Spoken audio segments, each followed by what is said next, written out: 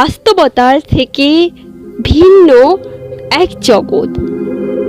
অন্যরকম গল্পগুলো, গল্পের লেখক নিজেই, এই গল্প নিজেকে নিয়ে, ইচ্ছেগুলো বাধাবিহীন, মুক্ত, স্বাধীন, রঙিন প্রজাপতি।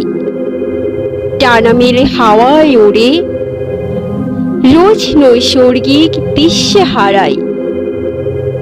ব্যর্থ মানে নিঃস্ব নয়, জীবনের প্রতিকূলতা খুব সহজে পেরোনো যায়। আধার থেকে আলোর দিশায় ছুটে বেড়ায়, নতুন আশায় জয়ের অভিযান। নিজের খেয়াল খুশি মতো সাজানো সব, কৌতূহলী মন ছুটে যায় অজানার অভিযানে। আনন্দের সঙ্গে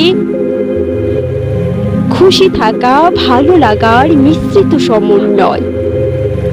সিংহাসনহীন, রাজ্যবিহীন, নিজস্ব জগতে সবাই সম্রাট, সম্রাজ্ঞী।